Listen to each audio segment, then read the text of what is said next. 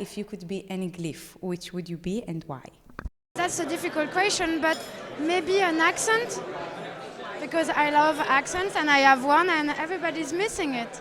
So, cute, because it's cute.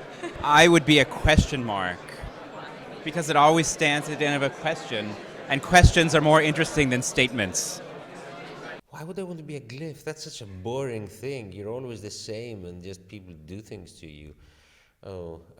I'd want to be a bug instead of a glyph, some sort of virus in the system that messes things up and sort of messes up the glyphs that people type. That'd be better.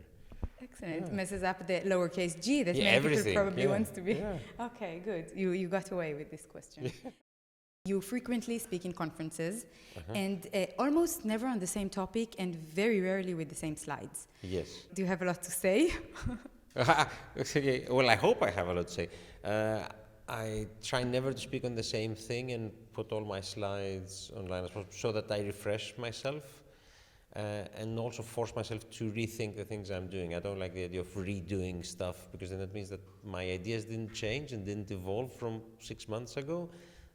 That's not a very healthy intellectually position. So I'd like to refresh my ideas, reevaluate them, and change them also for the audience and try to give a slightly different message each time.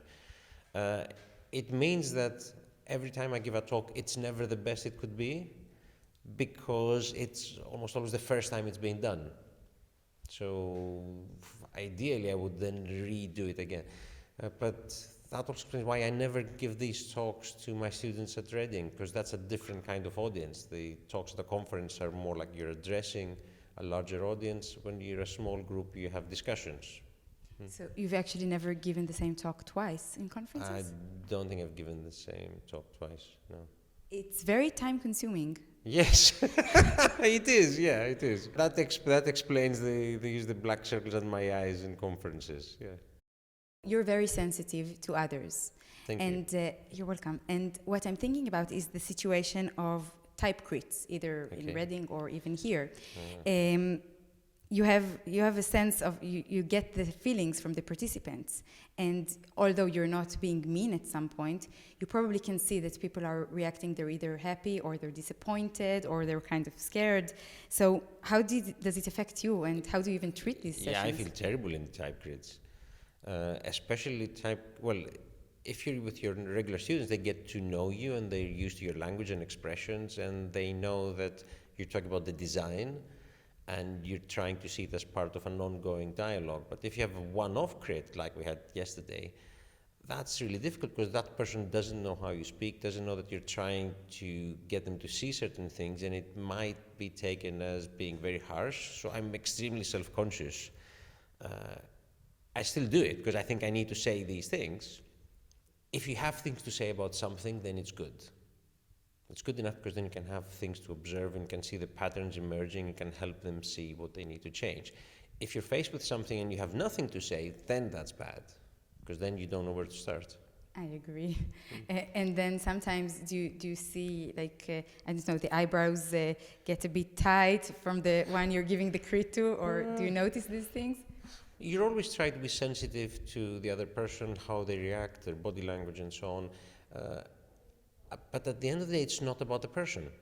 It really is about the work. You should really just focus on the work and treat every piece of work with the same set of rules that you're trying to give feedback on, regardless of the age, the experience, the background of the person.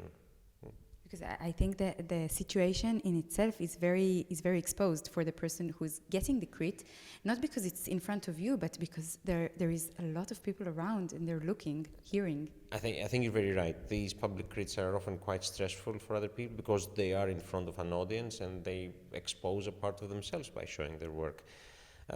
I think what we see with these crits, it's now the sort of fourth time we've done them, is that a lot of people are eager to learn, but in many cases, the environment which they start pushes them down a wrong direction. So we'll often see people having done very large projects where a lot of the fundamentals are not in place, which shows you that there is a need for education in the basics of how to develop designs rather than just fill out lots of characters, for example.